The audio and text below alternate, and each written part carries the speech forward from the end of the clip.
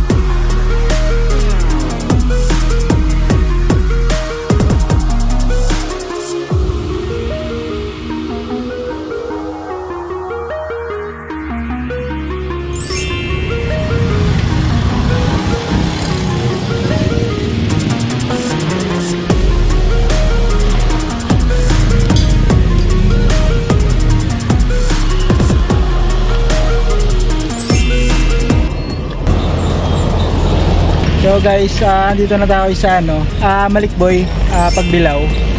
Meron akong i-share sa inyo na ibang ruta. Kung gusto nyo halimbawa mag-ride kayo ng Bicol, pwede nyo itong gamitin alternate route bukod dun sa Old Zigzag Road. Ang lugar na to kung tawagin is Bondok Peninsula.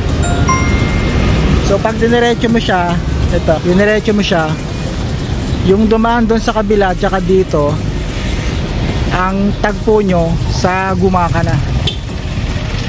So pwede nyo siyang gawing alternate route. Dati may arko dito nawala yung arko. Ayun yung marka ng arko.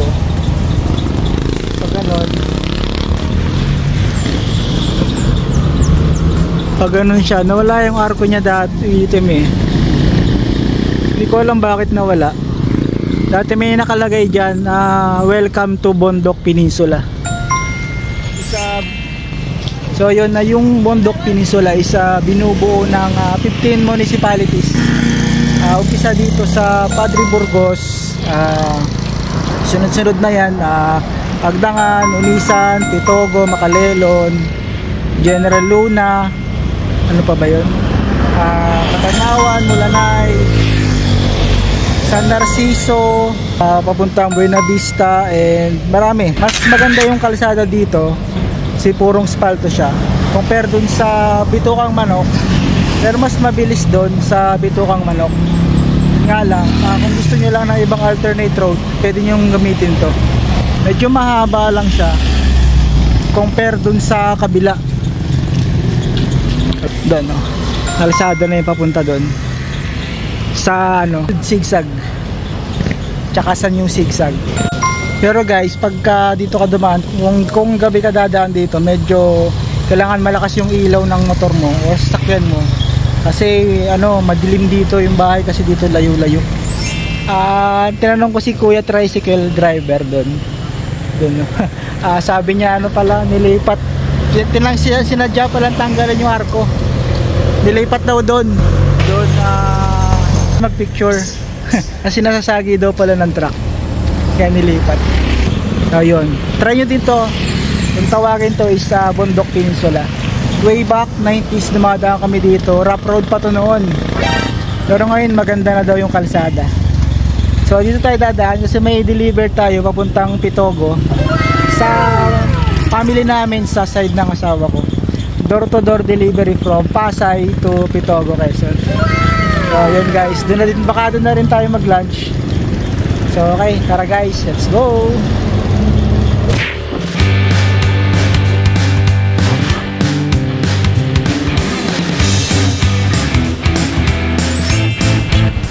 May napansin ako ditong magandang view.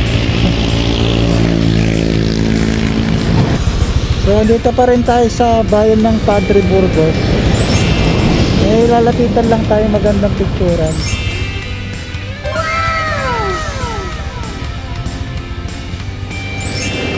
Hindi ko pa alam yung pangalan ng resort.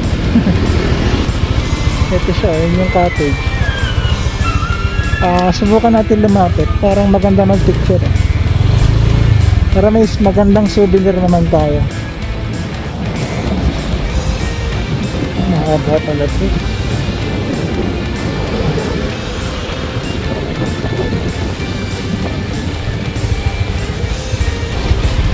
Ayun pala yung pangalan niya.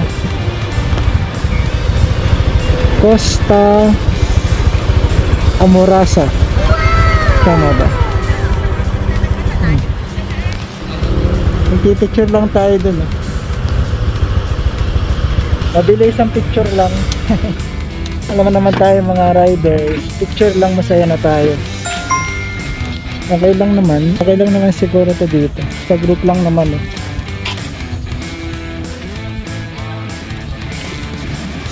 Ganda oh. Ayun yung mga nagsiswimming oh. Ganda guys oh, ang linaw ng tubig. Taas ng seawall nila.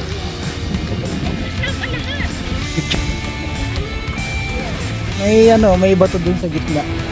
Ang cute. Ba? Parang hindi nakikita yung bato. So still nandito pa rin tayo sa Padre Burgos. Padre Burgos, Quezon. Almost may 1 hour pa tayo papuntang Pitogo. So mag-greet lang ako dito. Picture sama si MC.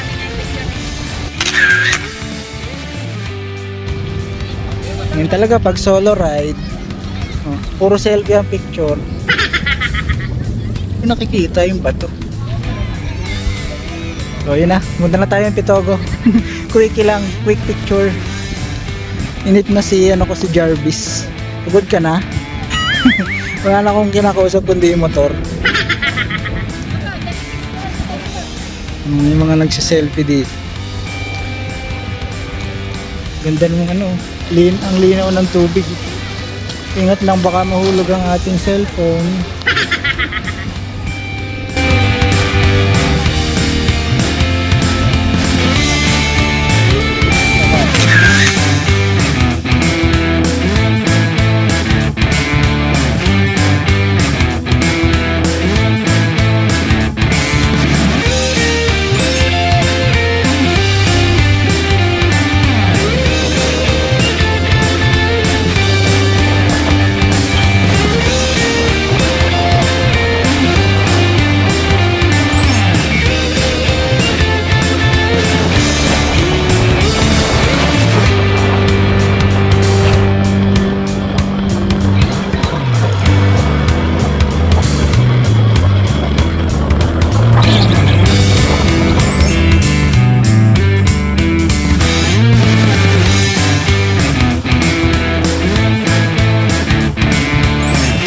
So ayun guys, nandito na tayo sa Kalalayan Bridge dito sa bayan ng Unisan, Quezon. So ito yung isa sa famous bridge dito sa Quezon. Ito yung pinakamahabang tulay dito sa Quezon. Yeah. Ito dito pa yung dating yung pangalan. Yung dating pangalan ng Quezon, Tayabas Province. Hindi nila tinanggal. So ayun, tatawid tayo. Baka hindi na tayo makapag-picture sa tulay kasi alanganin na. So dadaanan na lang natin siya. So ito na yung huling picture natin. Tapos ito, Pitogo na tayo. So yun. Ito din pala guys yung pinakamatandang municipality sa buong Pilipinas. So na-establish ang Unisan noong 1521. Galing mo pala dyan. So yun lang guys. Pitogo na tayo.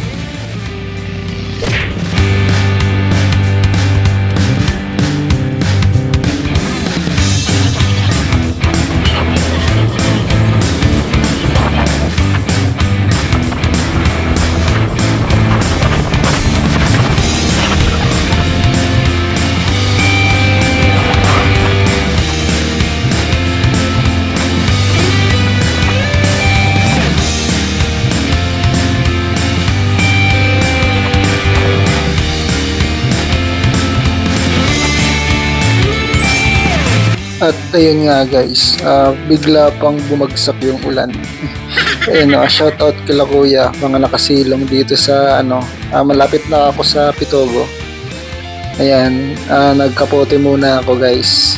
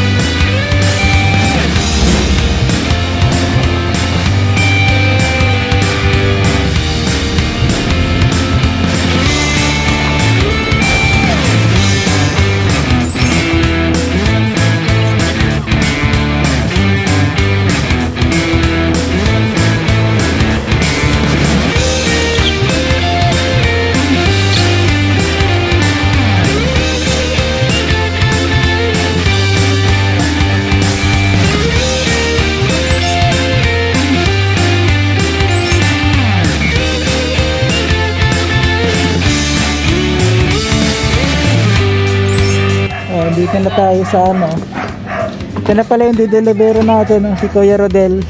Hindi pala naka-record kanina.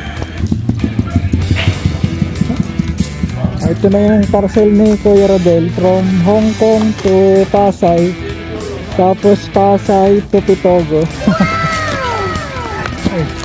Kuya Rodel galing kay Ate Mary Rose. Picture mo na kuya, katibayan. Teka lang, sama na ako. Baliktad. Dilim. Yun okay na po. Ay, kuha muna din sa Saan? Dito sa dito lang may pakto. Kapakain ka. Kinaya tayong kumain. Sana all. Kaya yung dinilibero natin dito sa Pitogo. Sunod daw ako sa kanya. Magkain daw kami. Nakalibre na naman tayo ng lunch. Kanina libre yung almusal yung sa ka-audio natin sa Candelaria. Dito naman sa Pitogo libre naman tanghalian. yun na yung bayad sa akin. Magandang tanawin at saka masarap na pagkain. Kinasaludoan kita. Mas masarap mag-deliver pag masarap pag-deliver pag ganito kalayo. Ayun, kaib namin naliligo sa dagat. Ay, pala yung bahay ni Kuya dito. Dito yung item niya from Hong Kong pinadala sa Pasay, tapos ako naman sa Pasay dinala ko dito sa Pitogo. Door to door delivery. Medyo na-delay tayo. Okay lang kayo. Patulabi ko na tinanong ko lang sa yung 7 ounces. Di tayong yung totoong yung tindahan ng 7 ounces, wala na yun? Doon, Bandaod. Ay mo lang kay Ate Mears mo sabi mo sa thank you sa ngayon. So, kinain ko ngayon. May pasito. Wala kasi Ramos pa. Bingo. Thank you rin po. Sabi niya lang po kay Ate Mary Rose yung tanggap niya. Oo. Uday, bye-bye.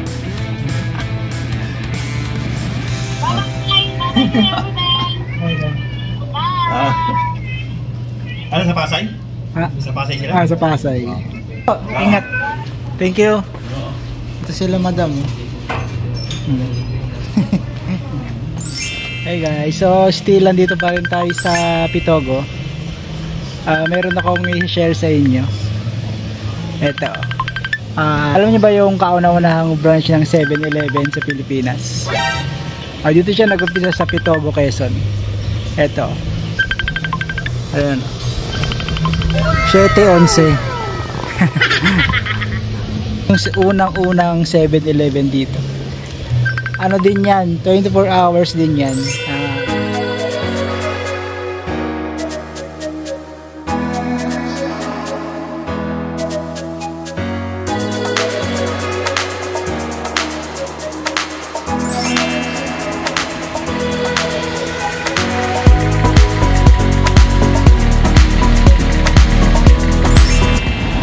So yun guys, tapos tayo mag-deliver dito sa Pitogo. Na-deliver na natin yung item ni Ate Mary Rose. Ano lang tayo, quick anong tawag doon? Quick trivia. Mabilis ang trivia about dito sa Pitogo. Alam niyo ba guys na hindi agad Pitogo ang pangalan niya. Ang una niyang pangalan is Mayubok. Yun yung unang-una niyang pangalan, about mga 1754, yun ang una niyang pangalan. Tapos naging Pitogo siya nung year 1762, nung panahon ng mga British, ng mga Great Britain sa atin. So nakuha naman yung Pitogo sa isang puno. Yung sikat na landmark din dito, yung kung saan nakatayo yung puno na yun, kung tawagin ay Pitogo Palm. Yan, atin yung pinaka-landmark dito nung araw sa dating bayan ng Mayubok. Tapos noon, nung binago na, nung 1762, yung Mayubok, ginawa ng Pitogo, may naiwang pangalan dito ng Mayubok. Pinangalan na lang siya sa isang barangay. May barangay dito na ang pangalan ay Barangay Mayubok. Yun yung unang-una niyang pangalan bago naging Pitogo. Barangay Mayubok, na ang pangalan ngayon ay Barangay Pinagbayanan. So yun lang guys, punta na ako ng Gumaca, tapos kayo na tayo. Bukas na ulit tayo mag-vlog. Kaya nga ikaw alam kung magaling ang tsamba mo, malakas eh. Napagod din ako sa ginawa ko. Nakapagod pero enjoy. So yun lang guys, punta na tayo ng Gumaca sa hometown ko kung saan ako pinanganak. Bye!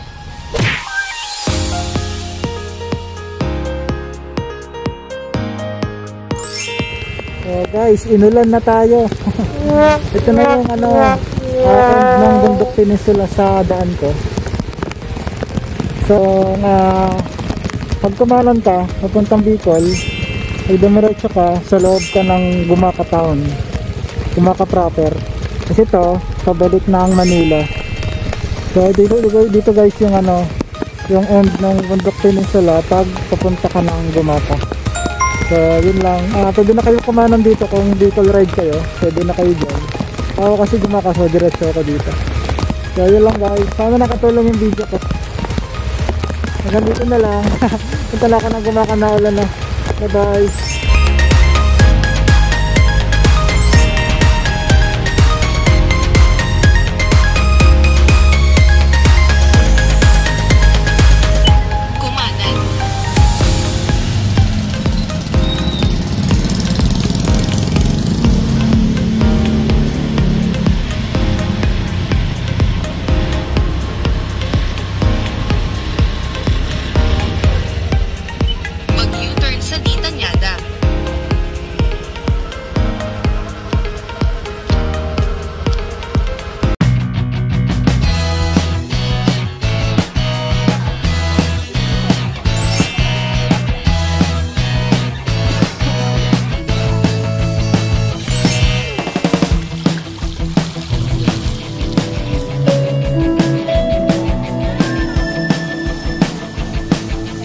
Nagsimula ang lahat sa bida ang saya, bida ang sarap.